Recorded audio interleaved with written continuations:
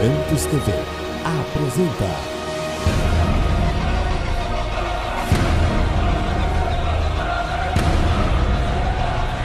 Mensagens que Edificam.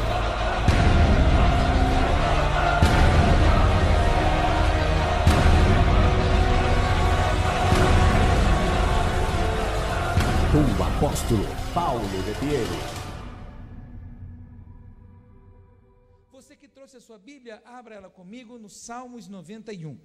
Eu vou continuar a mensagem da semana passada. Nós fizemos uma introdução falando um pouco de fé, porque o nosso propósito é romper limites pela fé. E quero que você entenda uma coisa.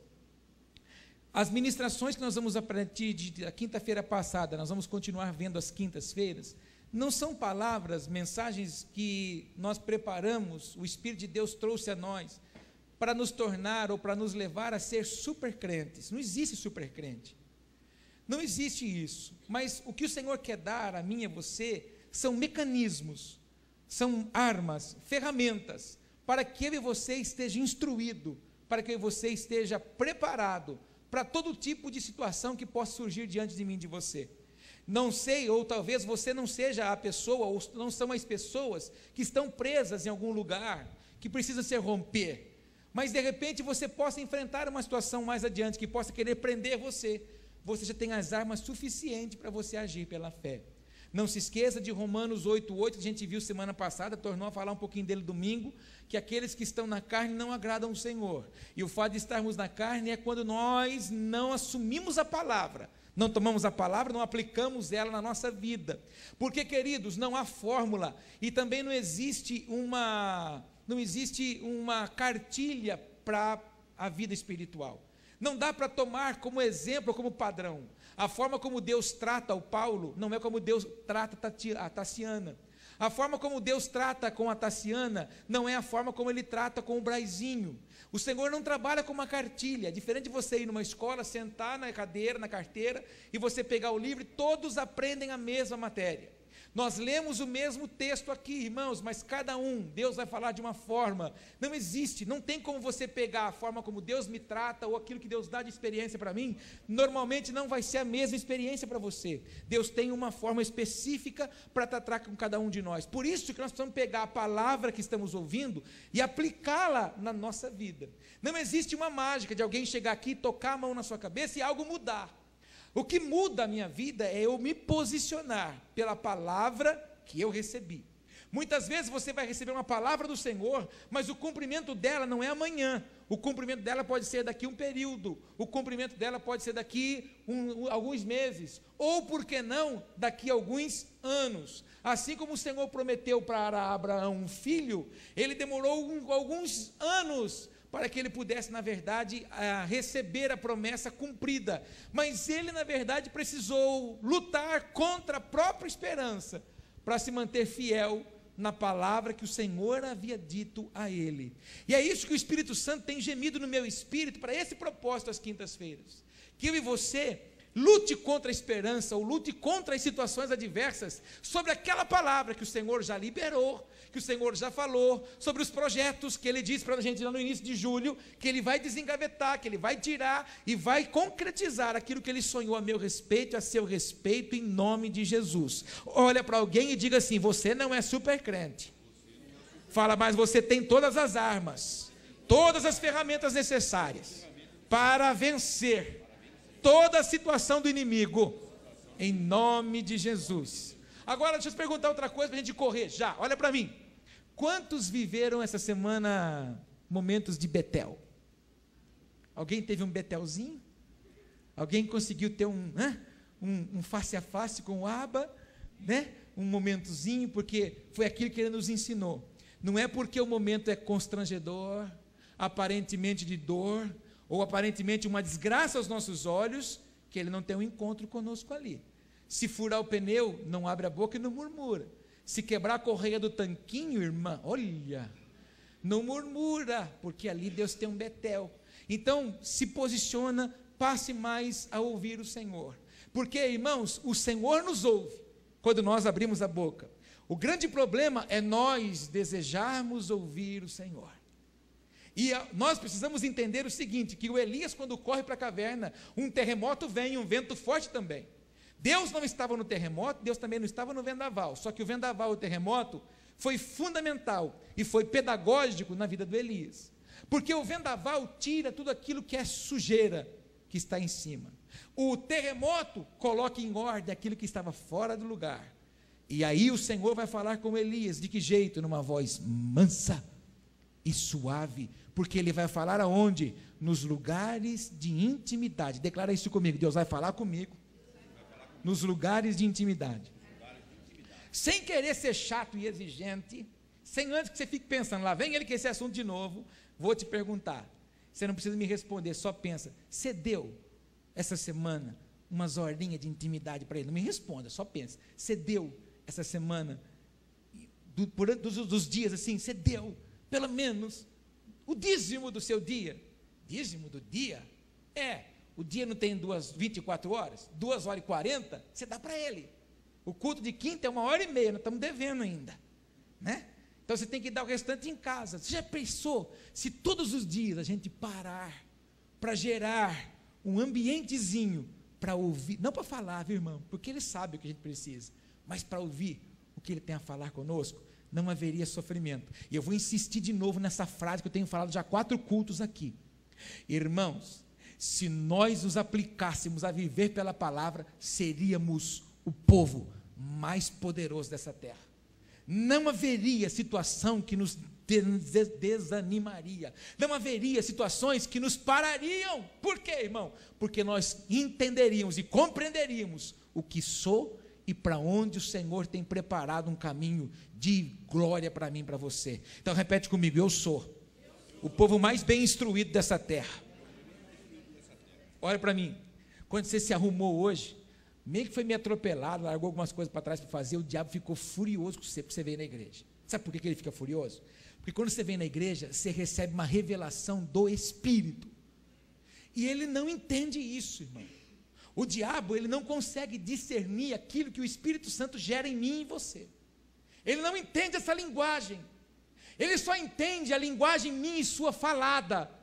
Então ele cria situações para que a minha boca e a sua fale, para que a gente lance fora aquilo que a gente recebe de revelação do Espírito. Então, se eu fosse você, a partir de hoje, passava mais raiva nele, fica com a boca fechada, e quando você estiver vindo para a casa do Senhor, fala assim, pai, eu quero ser uma esponja, eu quero absorver tudo o que o Senhor tem a falar ao meu espírito, eu quero receber toda a instrução, Senhor, mas eu não vou entregar mais de bandeja para o meu inimigo, pelo contrário, vou usar essas armas que o Senhor tem me dado, e vou criar ciladas para que ele possa cair. Inclusive, fala isso para o teu irmão, a partir de hoje, você não cai mais nos laços do inimigo. Diga, é ele que vai cair nas armadilhas que você vai fazer para ele. Quantos creem nisso? E pode deixar ele mais bravo um pouco então. Aleluia. Hoje, hein, estou sentindo que a atmosfera está mudando, a nuvem está mudando. Eu preciso te contar um negócio aqui. Quando as coisas ficam ruins para o meu lado, quando as portas se fecham, os caminhos ficam embaraçados, quando as coisas parecem que não fluem, eu olho para as coisas e falo assim, opa, está ficando do jeito que eu gosto. Sabe por quê, irmão? Porque ele quer que eu desista, ele quer que eu pare, ele quer que eu vire as costas, ele quer que eu largue tudo ali para ele. Naquela hora eu faço uma cara feia e falo para ele assim, é agora que eu não desisto, é agora que eu não paro, é agora que eu não saio daqui, é agora que eu não paro mais de falar isso, é agora que eu não paro mais de pregar isso, é agora que eu vou continuar, porque se você se levantou, é porque você quer o que Deus tem para mim. Então eu quero te encorajar, eu não sei o que você está enfrentando não, viu? Mas não importa o que faz uma cara mais feia para ele e declara para ele hoje, daqui eu não saio, daqui você não me tira, se alguém me tirar daqui, vai ser o meu pai, e ele vai me levar nas suas asas em nome de Jesus. Arregala os olhos, fala que não fosse um profeta para o teu irmão, não sai do lugar que você está plantado. Fala assim, o diabo vai ter que largar essa situação. Quantos pegam isso? cara feia para ele, irmão. Soldado faz cara feia e não sai. Não, quem vai sair é você. Essa terra é sua, esse lugar é seu, a bênção é sua, o milagre é seu, a resposta é sua, e o que ele prometeu vai chegar, e ele vai ter que tirar a pata imunda, porque nós vamos perseverar, irmão, em nome de Jesus.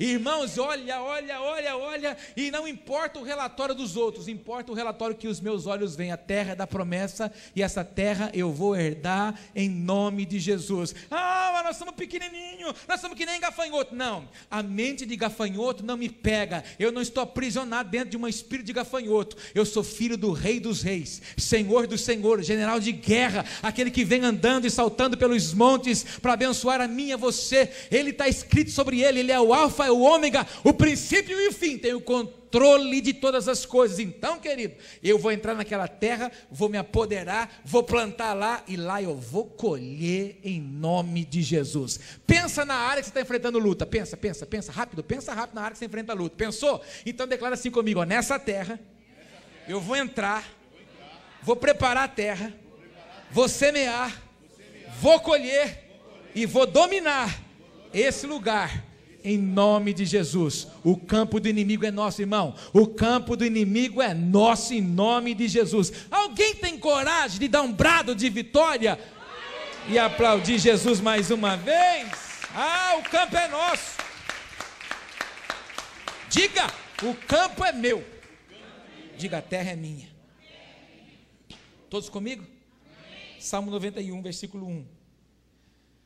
Todos conhecem o decor, principalmente quem fez Clínica da Alma, né? Quem fez Clínica da Alma está lendo ele ainda, mas vamos ler de novo. Diz assim: você falou após que a palavra era uma revelação, e eu fiz o esforço para vir aqui para ler Salmo 91. Não julgue a embalagem, sem antes provar o conteúdo. Vamos lá, Salmo 91, versículo 1. Aquele que habita no esconderijo do Altíssimo, à sombra do Onipotente descansará. Direi do Senhor, Ele é o meu Deus, o meu refúgio, a minha fortaleza, e nele confiarei. Diga comigo, direi do Senhor, Ele é o meu Deus, digo, o meu refúgio, a minha fortaleza, e nele eu confiarei. Versículo 3, porque Ele me livrará do laço do passarinheiro e da peste perniciosa. Quem tem ouvidos para ouvir, diga glória a Deus. Glória a Deus. Presta atenção, estamos falando de fé, estamos falando de romper, e você sabe que talvez vários de vocês já foram fazer passeios nas inclusas, e você vê a estrutura que foi feita para conter o rio, a barreira, a barragem, a estrutura criada é imensa. Eu preciso que você entenda que todas as vezes que o nosso adversário se levanta contra nós, ele se levanta com barreiras, com barragens, para que aquilo que o Senhor tem para nós, primeiro, não seja visto por nós, depois não seja tocado nem alcançado. Para isso ele endurece, ele enrijece, ele cria diversos sistemas para que a gente, na verdade, não toque nas bênçãos que o Pai tem para a nossa vida. E quando nós falamos de fé, nós falamos de crer, de se apoderar de algo que o Pai já me anunciou, mas que eu ainda não estou vendo, mas que eu tenho convicção de que Ele já está trabalhando para entregar nas minhas mãos. É a mesma coisa de você chegar num terreno que você comprou pela fé em nome de Jesus, e aí você chegou ali, a sua casa não está de pé, mas você olha para o terreno e fala, minha casa vai ser aqui, minha casa é aqui, minha casa já está edificada aqui em nome de Jesus. Então você não vê ela, mas você já tem o projeto dela, o close, o banheiro com banheira, não é? Aquela sala de jantar com cadeiras para 12 cadeiras, né? Tudo é apostólico, e enfim, aquela coisa grande, bonita, né? Garagem para 18 carros, aleluia. Para quê, né, irmão? Para que tanta coisa para usar só um, pagar IPVA? Enfim, aí você já está vendo a sua casa ali, então isso é fé. Mas aí nós precisamos olhar um pouco o porquê e como é que com facilidade o nosso inimigo trabalha para que a minha fé e a sua fé seja muitas vezes abalada. Porque você sabe o que eu estou dizendo, que existem ciclos na nossa vida que a nossa fé ela é abalada. Existem momentos que você entra numa guerra, que você entra numa situação, que você entra numa adversidade, que você entra num conflito, você entra num problema, ou quando não, você é jogado dentro de uma situação, e às vezes a nossa fé é abalada. Ela é tão abalada que muitas vezes a gente pensa em olhar para as situações e fala assim, eu acho que eu vou largar a mão desse negócio, porque não dá. Então a gente abala. E por que a nossa fé é abalada? Muitos falam assim, né, apóstolo, porque eu sou fraco, eu sou carne, eu tenho as minhas fraquezas, as minhas limitações. Sim, nós somos carne porque estamos habitando nesse corpo. Mas na verdade a nossa origem é forte, porque dentro de mim, dentro de você, ou melhor, nós somos fruto do Espírito de Deus. O Senhor deu fôlego de vida a nós, e nós temos o Espírito Santo que intercede por mim e por você, com gemidos inexprimíveis. Então a nossa carne não pode mais prevalecer contra mim e contra você. E esse texto que nós lemos, a gente tem adesivos dele, ele tem segredos maravilhosos para nós, que eu gostaria que você entendesse, nesse período, nesse tempo que o Senhor está liberando uma porção, para que eu e você seja ainda muito mais firme, mais constante acerca da nossa fé. O versículo de número 1 desse salmo, que todos nós conhecemos, ele começa dizendo assim, aquele que habita no esconderijo do Altíssimo. Diga comigo, habitar. E eu fiquei olhando para esse texto e fiquei entendendo algumas coisas que o Senhor quer falar conosco, que muitas vezes a gente não entende isso. Quando nós falamos de habitação, nós falamos de casa. E aí você olha para a sua casa, e você na sua casa tem domínio de tudo. Você sabe, irmã, aonde você guardou os pratos do seu casamento que você ganhou. Você sabe aonde estão as xícaras de porcelana com fios de ouro suíço que você ganhou da sua bisavó. Meu Deus, nem sei de onde saiu isso. Obrigado, Espírito Santo. Enfim, você sabe onde está tudo, você sabe onde está as meias, você sabe onde está a sua roupa, você sabe onde está tudo, tudo, principalmente você que é dona de casa, que lava, passa, cozinha, quando vai guardar naqueles 25 guarda-roupas que tem na sua casa, você sabe onde está peça por peça de cada roupa. O maridão pergunta, bem, onde é que está aquela camisa azul, Yves Saint Laurent? Aí você fala, está lá no armário, assim, assim, do lado do cabide, no cabide branco. Enfim, tem domínio de situação. A mesma coisa na sua cozinha.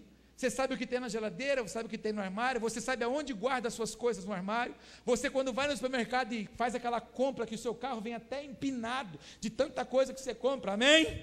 Enfim, aí você coloca nos seus armários, lá no seu, como é que chama? Dispensa, você coloca na sua dispensa, então tem o lugar das latas de milho, lugar das latas de ervilha, lugar dos filés mignons na geladeira. Falando amém, irmão? Do caviar, enfim, dessas coisas todas, tudo tem um lugar ali, água com gás aqui, água com sabor aqui, suco de uva aqui, e assim, vai colocando tudo certinho, você já tem, porque se alguém perguntar, não, olha, abre ali, está pronto, ali. Então quando a gente fala de habitação, de casa, a gente fala de lugar de domínio. E o que o salmista está cantando? Aquele que habita na casa do Senhor, à sombra do Onipotente, descansa.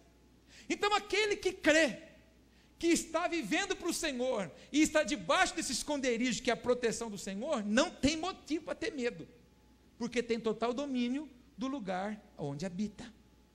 E por que nós muitas vezes temos oscilação na nossa fé? Porque ainda nós não conhecemos o lugar onde habitamos. Esse na verdade é o nosso grande problema. Nós muitas vezes oscilamos a nossa fé, duvidamos de que Deus vai fazer, ou muitas vezes cobramos Deus porque não está fazendo, ou quando não, eu falei isso terça-feira, a gente quer ensinar Deus. Então a gente quer chegar nele e falar assim, Deus, eu estou passando um aperto aqui, financeiro, e eu tenho lá na minha família o Marcos Santo, que é abastado em dinheiro, Senhor, lá na casa dele ele enxuga suor com dinheiro, e Senhor, eu sei que ele tem sobrando, então Pai, a gente orando, então Pai, toca no coração do Marco, fala para ele, Senhor, para ele pegar um pouquinho lá, aí ele me procura, e ele fala assim, olha, eu fui constrangido no espírito, para dar isso aqui para você, eu não sei, uma coisa me falou, quero me dar esse dinheiro para você, olha o que a gente quer fazer, quer ensinar Deus nos abençoar.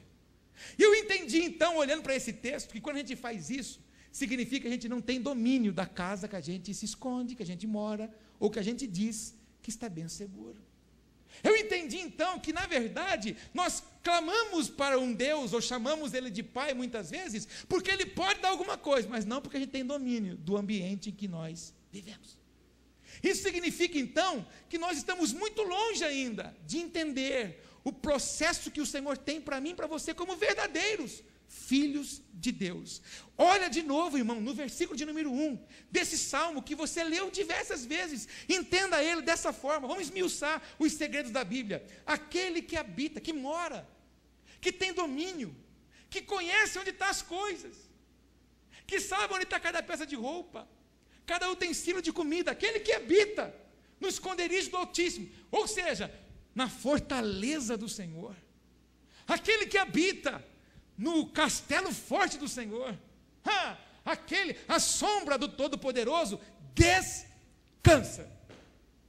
E na sua casa, por exemplo, quando você chega, não tem um colchãozinho lá, um puffzinho, um sofazinho que você gosta, que é gostoso?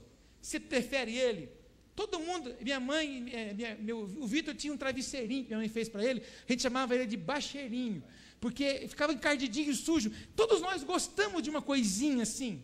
Na sua casa, quando você senta no seu sofá, você tem uma maneira de colocar os seus pés. Na sua cama também tem uma posição que você gosta de dormir. O seu travesseiro. Por quê? Porque ali é o lugar que você se sente seguro, confortável, descansa. É o lugar que você relaxa. Normalmente, quando você viaja, nesses hotéis 5, 10, 12 estrelas que você vai, ou nesses cruzeiros que você viaja, ou para Israel que a gente vai todo ano agora, quando você volta, você fala assim: eu não vejo a hora de voltar para a minha casa, porque não tem um lugar melhor do que a minha casa. Não é assim que a gente fala?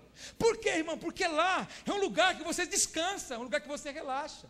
É muito bom você ir num hotel, você ficar num hotel porque você não precisa arrumar cama, precisa limpar banheiro, né? Você come, larga tudo em cima da mesa do café da manhã e fala: tira aí.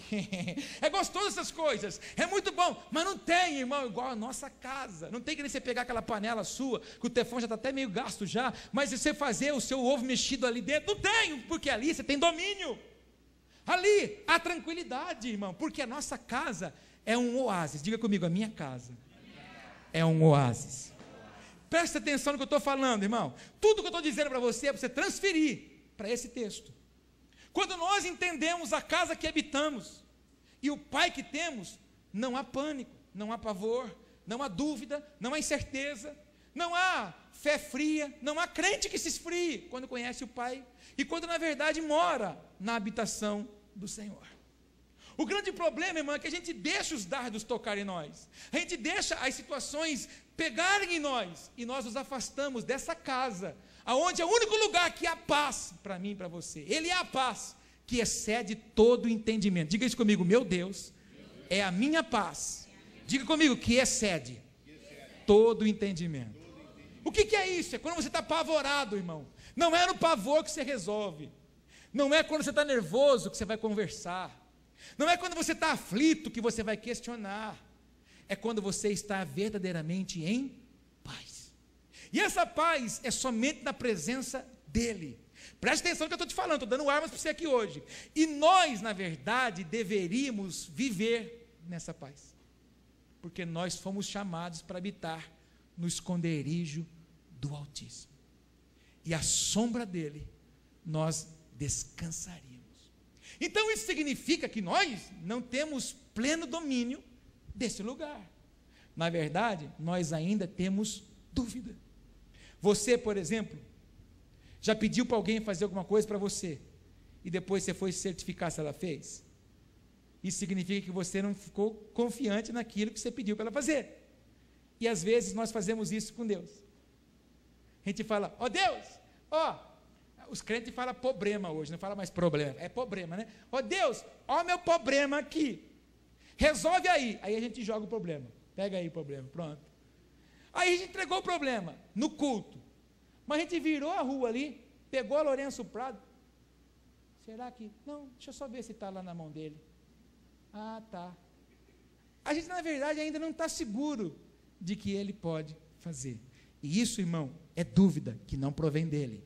Isso é medo que não provém dele. Ele não deu um espírito de covardia para mim e para você.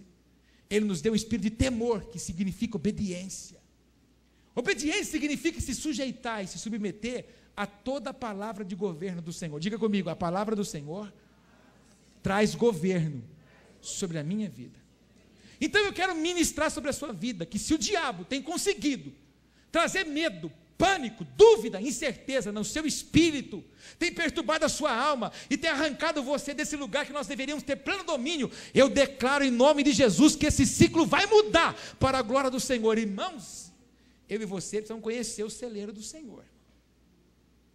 Só que isso é só, irmão, se lançando verdadeiramente. Isso é só confiando totalmente no Senhor. Eu entendo, irmão, que o Senhor gostaria que eu e você tivéssemos o seguinte entendimento: tudo que é dele é meu. Diga comigo, tudo que é dele é meu. Ele declarou isso na fundação do mundo, irmão. Ele fez, e depois que ele fez, ele disse: eu te dou. E o que nós fazemos, irmão? Lançamos mão daquilo que ele nos dá, por medo, por dúvida. Existe um espírito das trevas, que é um espírito nanico, que traz timidez nas pessoas.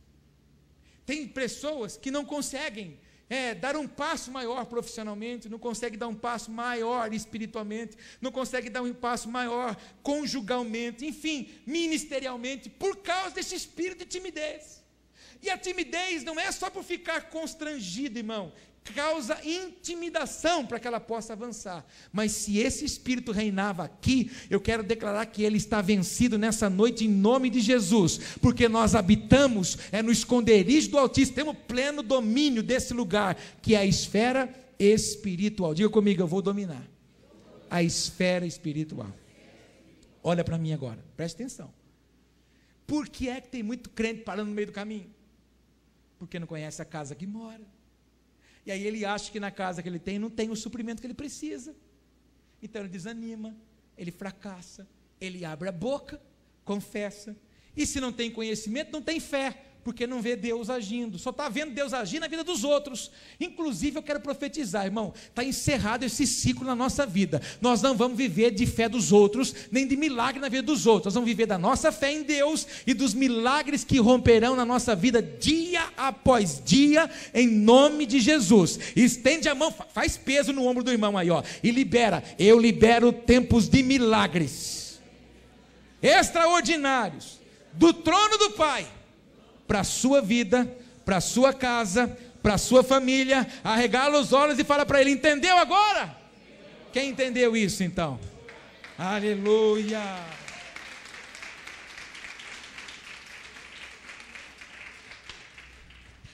Eu vou quebrar todo um rótulo crentez e gospel agora, quer ver só?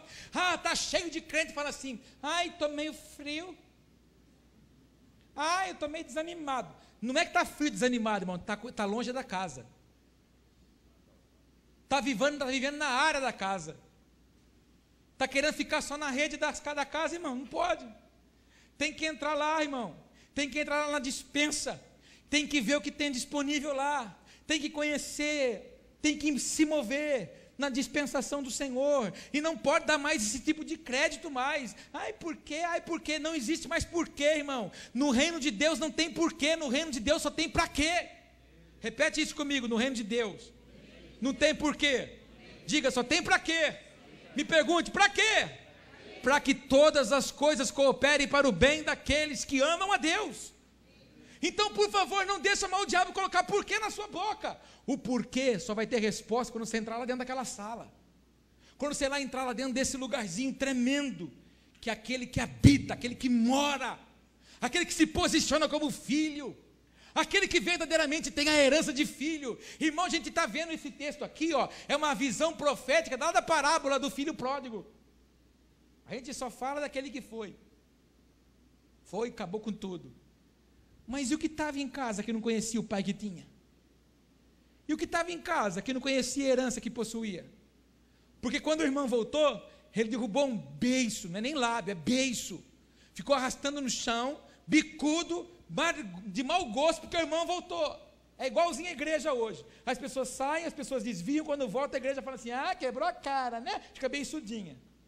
Mas isso aqui deixa para outro culto. Aí, na verdade, ele começou a achar ruim, porque o pai mandou pegar uma roupa, porque o pai mandou fazer uma mesa farta para o irmão, porque o pai tirou um anel do dedo e botou nele. E ele disse assim: poxa pai, eu fiquei aqui, e você nunca fez nada para mim. O pai olhou para ele e falou assim: filho, tudo que é meu, é seu. O problema é que ele não sabia, ele não reconhecia o direito de filho que tinha. Esse é o nosso problema como crente. Por isso que nós temos que sair debaixo desse manto de jornal e de revista, nos chamando de evangélico. Nós somos filho de Deus, irmão. Filho de Deus tem herança celestial. Filho de Deus, irmão, tem as suas heranças no Senhor e conhece o Pai que tem. Não duvida do Senhor. porque pode passar situações adversas, assim como o Senhor passou, olhou para cima e disse: cadê o meu pai? Aí ele viu que não era mais o pai, aí ele clamou: Deus, Eloi, Eloi, lama sabachthani. Eu já falei isso aqui numa aula. Jesus, ele foi sábio até ali naquela cruz. Imagina as costas dele toda arrebentada, porque o chicote que eles usavam para bater era com uma bola de chumbo e um osso de carneiro. Cada vez que batia, a bola de chumbo era para entrar na carne, e o ossinho era para puxar a carne para fora.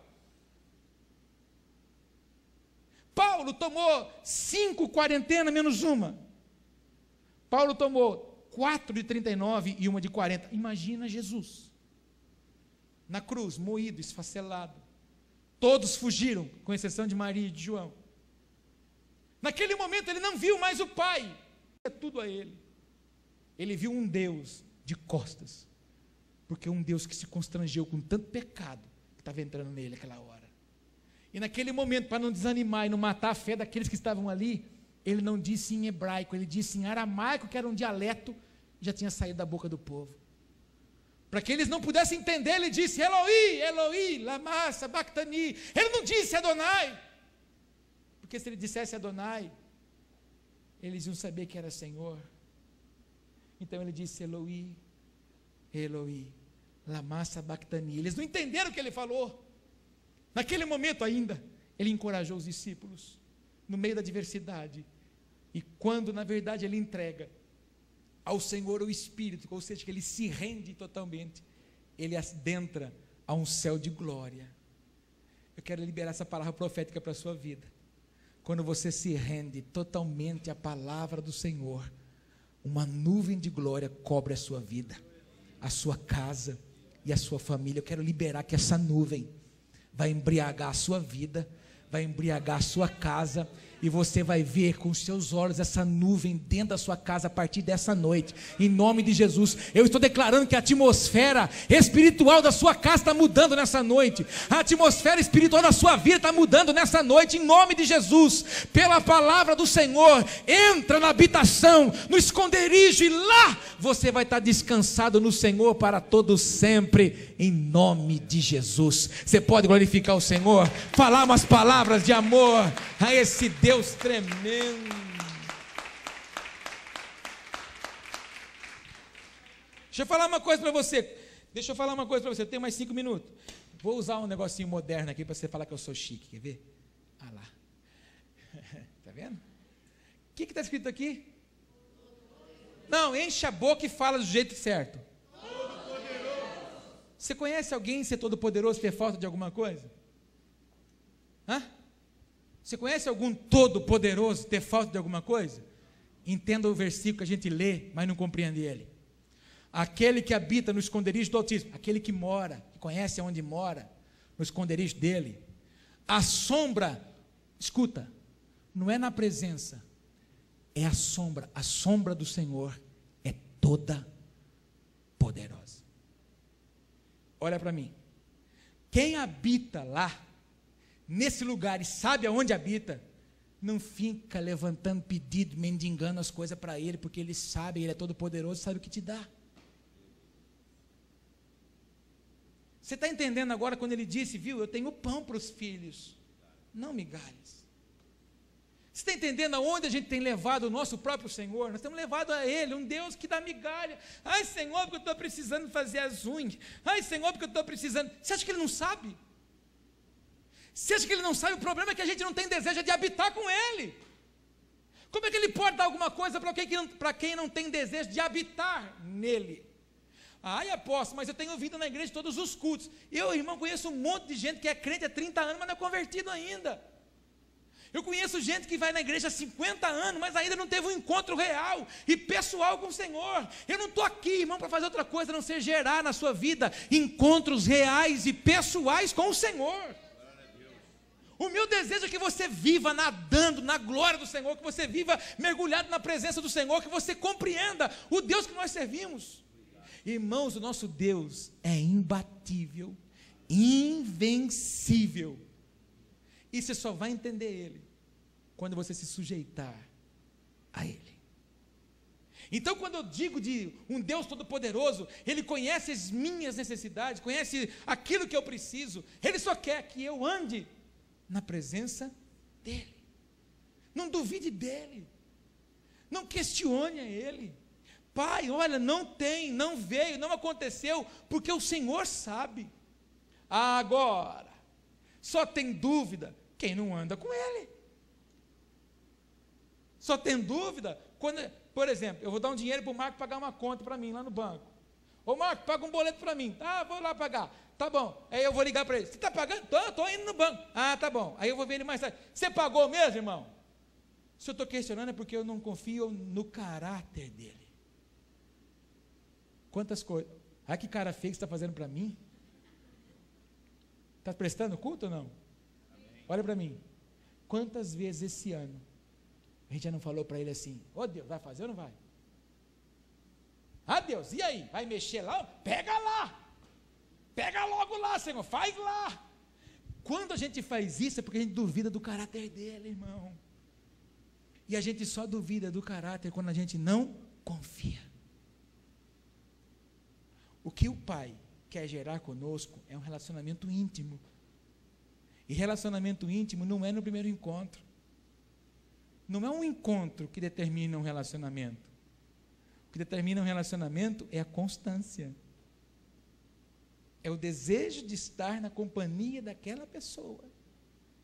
Não por aquilo que ela me provê, mas por aquilo que ela é. E nós vamos à presença do Pai por quê? Porque Ele é ou porque Ele dá? Eis o questionamento.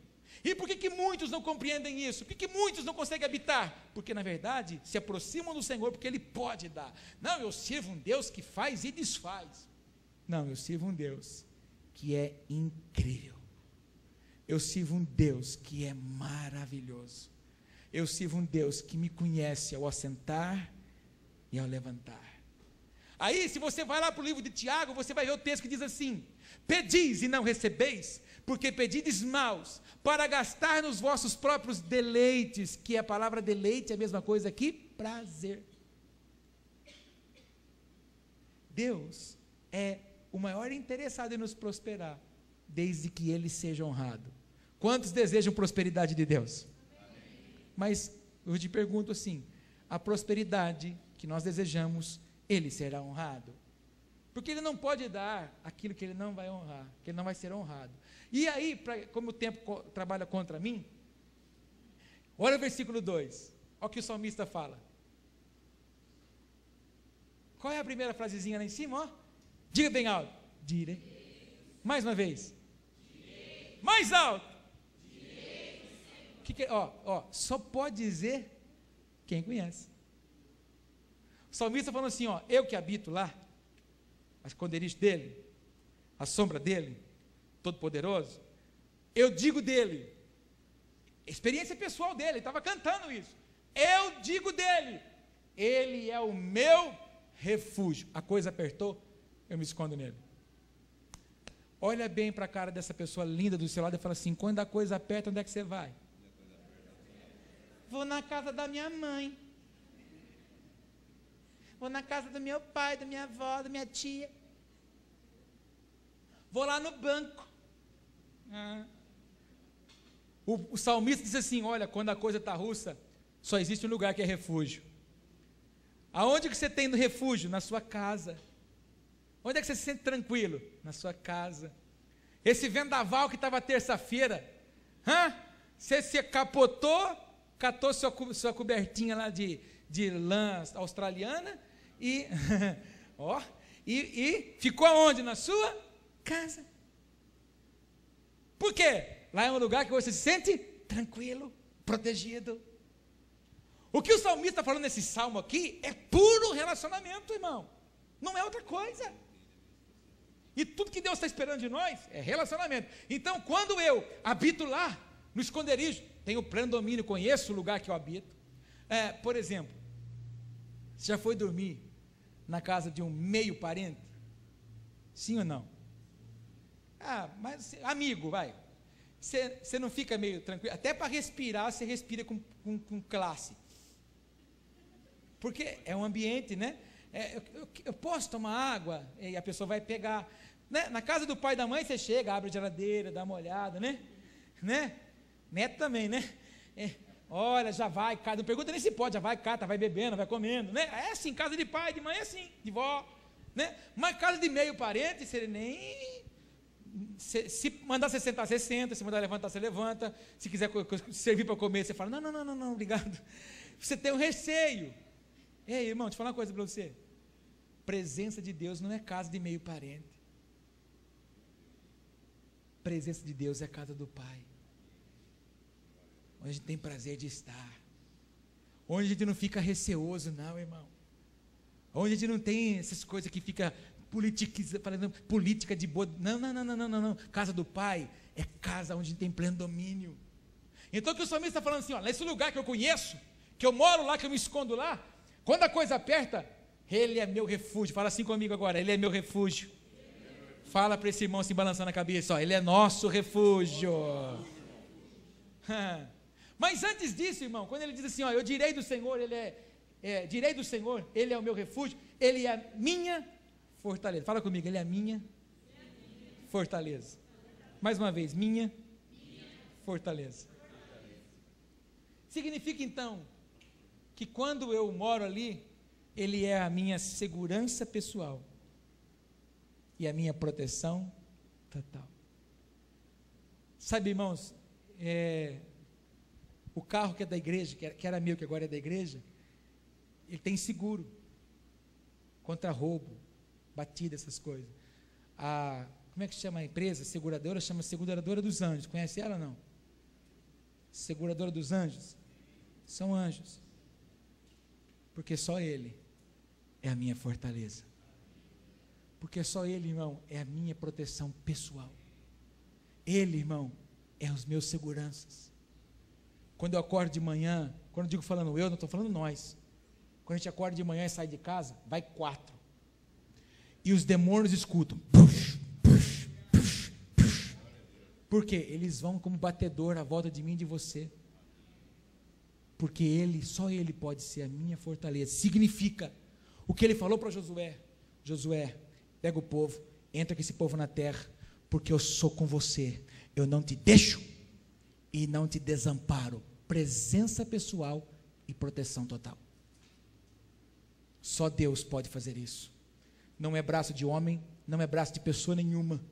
Você pode contratar a pessoa mais bem perita em arma para te proteger, mas ela vai até num limite de que uma bala vem contra ela. Mas o escudo verdadeiro chama Yahvé, o poderoso da batalha. Diga, o meu Senhor é a minha fortaleza. Fala para o teu irmão, só Ele é a sua fortaleza. Eu não sei, mas a gente tem que romper com medo hoje aqui. A gente tem que romper com o medo espiritual que toma conta de nós. Criou cativeiro na vida de alguém. Se joga, filho, se joga. Se você não souber nadar, os anjos estão lá para te ajudar. Amém? E aí ele diz mais, olha, eu conheço o lugar que eu moro, e esse daí é o meu Deus. Ou seja, nem passa pela minha cabeça voltar atrás. Nem passa pela minha cabeça olhar para outro Deus. Nem passa para a minha cabeça olhar a vida do ímpio. Nem passa a olhar para outro lugar, porque só Ele é meu Deus.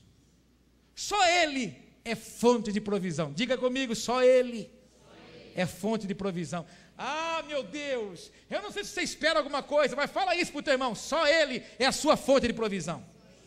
Fala mais uma vez, só Ele é a sua fonte de provisão. Pega o dedo agora e vira, fala assim, só Ele, Pai.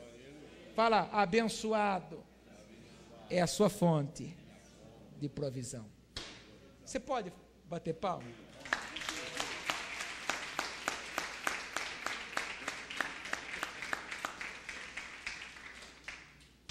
Por favor, de tudo que eu falei, nesses 30 segundos que eu tenho agora, leva só isso aqui embora. Se você levar isso aqui, eu já cumpri meu papel aqui.